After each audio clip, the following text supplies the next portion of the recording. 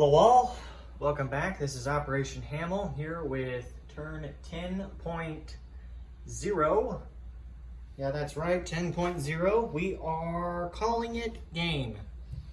We haven't updated for the last series of videos back to Japan, but based on the random events that took place, I knew that there would be no point in needing to update given the random event. This is a victory for the Central Powers, so well played on Knights Templar's part. Dan, good job. He played a great game, kept me on my toes most of the game. We're gonna kind of take a look at things here and do kind of an overview of what went wrong and what went right. So the first thing that I want to talk about are the Russians and my experience playing as the Russians. Now, playing the Russians, it was a pretty interesting gambit, trying to stay, I guess, toe-to-toe with the Central Powers. I think the way that you've got to play the Russians, and again, I've only played this once, so you could take this tongue-in-cheek and with a grain of salt, but my impression with the Russians, you're playing a game of waiting out the Central Powers and trying to pull as much resources away from the West as you can. But at the same time, you're trying to also hold on to your victory objectives you know your opponents are trying to gain control of. And also hold players at bay. The thing that I think I didn't necessarily do what I would have actually preferred to have done going back now and looking the way things went, just didn't know what I was doing. The Russians definitely want to utilize assaults into Galicia early on if they can to try to knock down the amount of Austro-Hungarian units that attack. I think between that and the fact of utilizing the artillery and the cavalry that you start off with, if you can get them in position early on and have them attack and push back, starting in the spring offensives and then moving into the summer before winter hits, that's the way to do it. Again, it's a little tricky, and obviously you're going to have a different game compared to the way ours went down. One of the other things that did impact the Russians and the way the Russians had to be played was the loss of Greece in the game, as well as my own stupidity of not paying attention to some of these random events and rebel forces coming over here in Turkmenistan. So those random events, they'll really kill you and hit you hard if you don't plan for them or at least pay attention to what's going on out there. Like we know that the Russians collapsed because of the random event that took place. I don't really mind the fact that they surrendered because I knew it was probably going to be coming sooner or later, but even then, it was pretty brutal to have the Russians go ahead and go out as quick as they did. So that definitely impacted things on the Russian side. Not getting Romania was also a big deal, and that was my fault for not utilizing diplomacy probably as effectively as I could have, either as the Russians or as the French. Part of that was it was hindered by a random event, if I recall correctly, but nevertheless, shouldn't have let that get to where it was. I didn't also do tech quite the way I probably would have preferred to here with the Russians. I think what you've got to do with the Russians is you definitely want to have,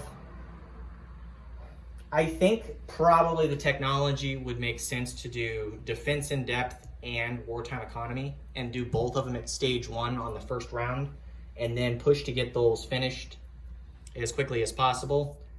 I went with wartime economy instead early on, and while I think it helped, I think it in a sense might have also hindered me a bit by not being able to do the defense in depth. Now obviously defense in depth is only so good, but by mid-game as the Russians, you're only working with sparse amounts of infantry. And I had a conversation with a couple of the players regarding some of the purchases that I've made. And I understand that you want infantry in this game because they defend at a much higher value when you're playing, especially mid-game when there's a lot of attacks going on from the Central Powers.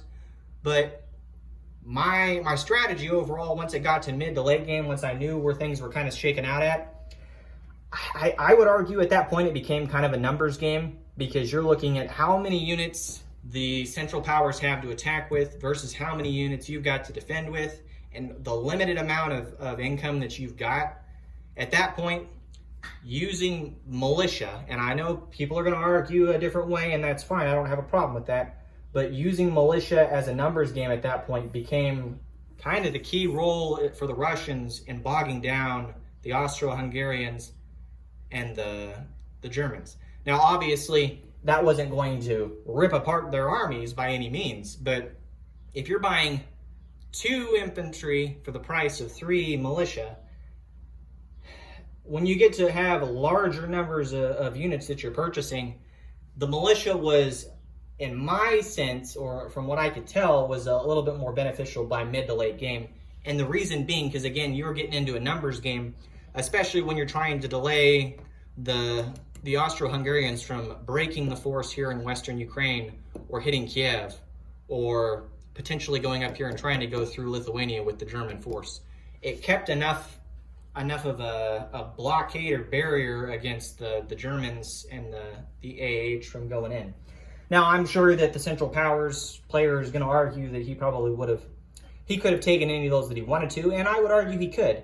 But the point was that by doing what I did, he could only take 1 target at a time. He wasn't going to be able to go through and hit 3 or 4 targets simultaneously with his larger armies. And I think if I had had infantry rather than those militia,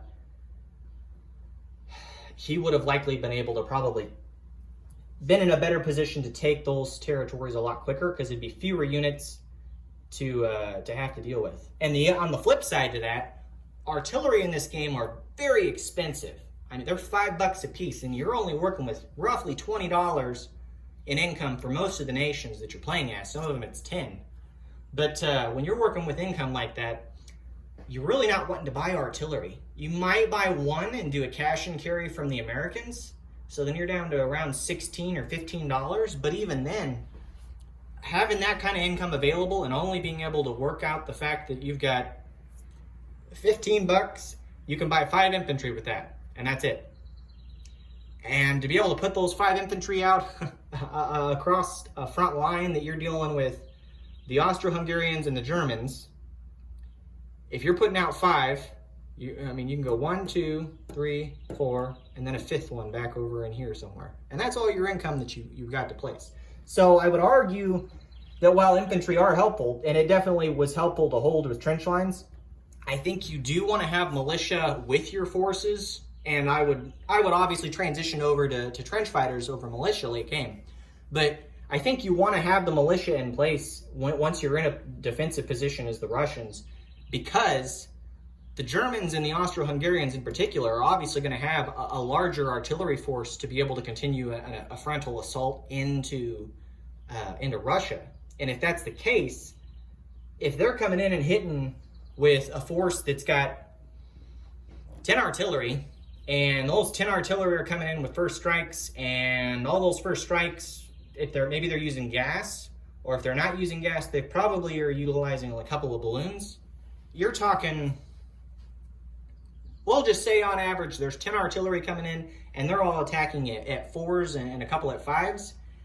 You're looking at about a third of those that are going to get hits right off the bat. And if you're only working with a very small margin of units, and that's what the Russians were working at with mid-late game, you want to have the trench line in place with your infantry, but then you want to try to protect your infantry that are there to make that trench line with those militia or trench fighters. Now, obviously, with the trench fighters, you're limited to 2 per turn. So that's where you get in that you buy some trench fighters, you buy some militia. Now, I would argue you don't necessarily want to do that with the French, but on the flip side to that, you also have the attrition attacks. I will say in this 1914 game, I've seen more attrition rolls in this game alone than I've ever seen in any other global war game that I've ever played.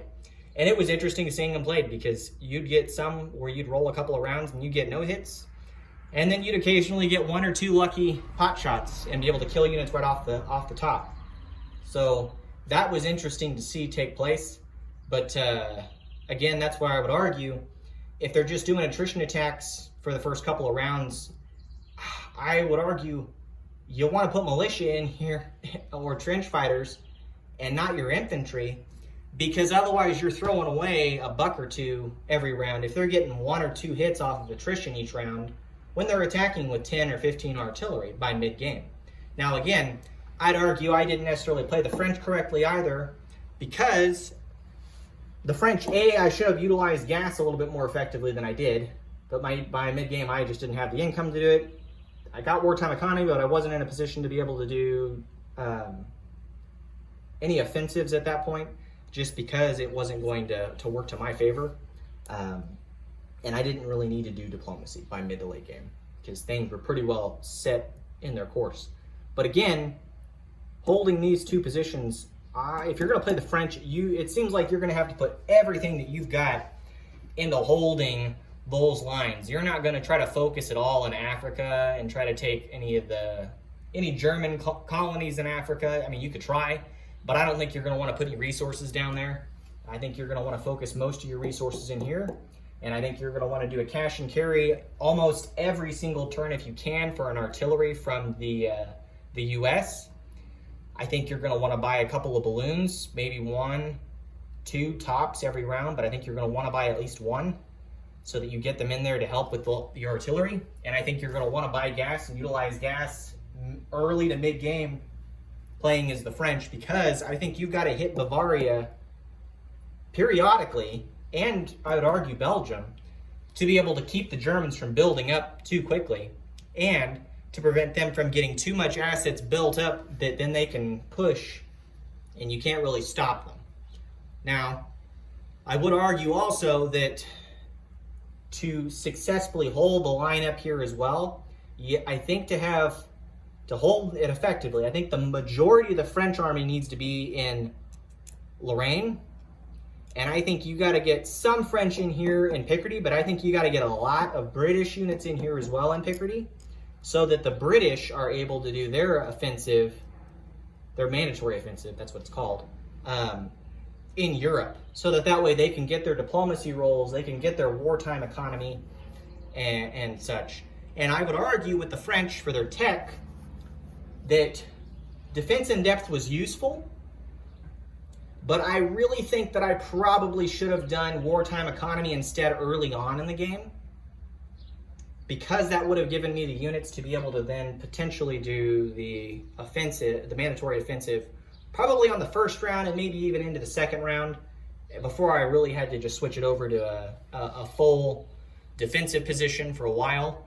But obviously there were certain events that took place. The one that comes to mind that really hit us hard was losing the British fleet here in the Channel. I know that hit the British hard, and that made it difficult for us to get more units in to help protect Picardy, because then the British had to then funnel units in over to Normandy, and then they had to walk up. So that delayed things for a while, and it also was blocked by subs and whatever else. So it was a tricky situation early on. The other one that kind of, I think, was probably the second nail in the coffin for us was the random event here in Greece. I didn't read about it and look to see if I should, though I don't know that there was anything I could have done as the French, but the Austro-Hungarians were able to get guys in there and get Greece early on. And I would argue that helped them a ton in doing what they needed to do, because it closed the front effectively everywhere for the Austro-Hungarians, other than just down here in Galicia. So I think you've definitely got to watch out for that random event. I don't remember what year it is. I think it's around the spring of 1915.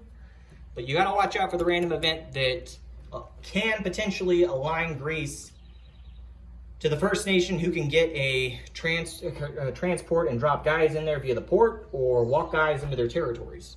So that's a big deal, and that's something I would argue you've got to watch out for. So definitely watch out for that. I still want to also bring credence and a note that never again will I buy a submarine base here in northern Algeria. Again, I bought that with the intention and the impression that subs didn't get the bonus or boost from facilities. And when we had looked at the rules originally, the rules had given an indication that submarines were specifically different than a regular ship. So, sorry, I'm getting rid of bugs that I can see. The downside to being in a garage is that you film out here in the evenings and then the bugs die from all the light and whatnot when they come in here when you film late in the evenings. But anyways, so that definitely played a part in it. Again, I think also with the Italians, what you got to do, I would argue for them, I think that what you got to do with the Italians, I don't know that I necessarily had a bad strategy going on here with the Italians. I'm sure people are going to go against that or disagree. You definitely want to hope to have this fleet gone and not allow a fleet to pop back up in M5 like I let it happen. But preventing the Austro-Hungarians from having a fleet in there protects the rest of the Italian peninsula and allows all of your resources to be then funneled to the northern part of the peninsula, which is super helpful for the Italians. But getting a cash and carry artillery and another artillery lend-lease from the Americans in there, and I would also argue that if the U.S. lend-leases an artillery to the French as well, that both of them being lend-leased in there go a long way to getting you in an offensive position and putting additional pressure on the Central Powers so they're not able to then just steamroll the Russians. So I think if you get those lend-leases in there, and I mean, you're looking at $10 right off the bat in lend-leases between those two artillery. Now, obviously, the Italians aren't in the war early on, so it would be the U.S. lend-leasing an artillery to the French, and then maybe an artillery to, I guess, probably to the British. Now, obviously, you can't lend-lease early on in the game because of the restrictions, but I'm talking about once they can start lend-leasing, and definitely once they're able to start doing cash and carry, you want to take advantage of that.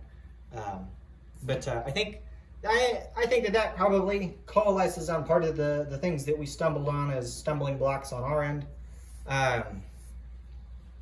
Africa is valuable, but I don't know that I would go as heavy on Africa as the French on the next game. I think you got to put just enough resources in there just to kind of keep the Germans at bay and maybe clean up in there if you want to try to get those victory points. But otherwise, and I've talked to a couple people about this, I think you just really want to get the path secured from Cape Town down there in the south, or South Africa, all the way up to Egypt, and get a rail line in place and a factory, and just start pumping out those artillery and getting those artillery up there to eastern Egypt as quickly as possible. Because I think once you get those up there, that puts a lot of pressure on the Palestinians and quickly gets you to where you can start steamrolling on in there. Because I would argue the British did a pretty good job early to mid-game putting pressure on the Ottomans, but they weren't able to hold momentum, and I understand why, because of the situation with their fleet being lost and additional pressures from the Germans taking the Midlands and threatening additional invasions into the home country. But once the Ottomans were able to get an even semi-small force defending in there, with it being almost all desert terrain, it's just a brutal slugfest to go in there, especially if you don't have any artillery. And artillery are difficult to get over in there because you got to buy a factory or transport them in, and that's tricky. So having that in place, I think, is definitely key in getting those artillery in there as quick as possible before they're able to essentially hunker down. The Chinese, and this isn't up to date over here, so don't judge me for that, but the Chinese, we didn't do hardly any lend-lease to the Chinese. I think you probably need to a certain degree. I'm not sure who needs to lend-lease what, if it would just be the Americans when they're able to lend-lease, or if it would be the Americans and then before them it'd be the British. I don't know that you would want to do the lend-lease with the French because, again, you don't have enough income available. I will say also, though, that with the French, you've got to keep, like early on in the game, if you can afford to, I would argue you're going to want to keep an infantry and a Tonkin and in Cochin China along with a colonial infantry in both of those. So that way, if there's a random event that pops up that's going to have an attack that goes in there, that you can hold those, because that's $2 right off the bat, and it's a victory objective. So I think if you can hold that, do it, and don't cheap out, because it's $1 that you won't have for the rest of the game, and it's a victory point you lose out on at the end because you need it to control your colonies. So don't underscore that at the end of the game, or essentially ignore it, because it is something to keep an eye on. So yeah, it was a really, really good game. I enjoyed this a lot. This was a very, very, very refreshing game. Much more engaging, I would argue, than 36. And I think part of that's because of the scripting that's in 36 versus in 1914. Now, obviously, it was a new game, but I would argue that the fact that you've got the random events make it to where you can't necessarily go in with just one strategy and your main intent and then solely relying on the outcomes of the dice. Whereas in 36, that's, I think, pretty well what you can typically go by is based on the dice rolls, and that's really all you gotta worry about. And I guess technically in 1914, you're still rolling dice for the events, but you can't necessarily plan 100% around what's gonna happen with those events. Now, I will say also that those events will bite you in the ass if you're the Allies. They primarily impact the Allied powers. There's a couple of things every once in a while that are useful or will help everyone, and occasionally, and I mean occasionally, help the Allies, but the vast majority of them are things that impede and make things more difficult for the Allies. So plan with those in mind as well. And I'll go ahead and echo General Hand Grenade on his position. We've talked about in a couple of discussions in the group that you want to be looking at those random events, and you want to look at them at least the same turn in advance to the next turn. So if you're looking at the events for the spring, you need to be looking at them in the winter before your turn starts, so that way you can then buy stuff and position in case something bad happens, because otherwise there's some very irritating or annoying events that take place that draw resources away or impact your ability to do stuff as different powers. So definitely keep that in mind. Like I said, great game all around. Really had a great time with it. Everyone did a good job playing. No drama, no issues or major arguments. It was a very, very nice, clean-cut game. We had a great time with it. Obviously would have liked to have won, but I knew from the get-go, once things started kind of chipping away, that things were going to be pretty difficult, especially there towards the end. Those random events, like I said, they'll get you. But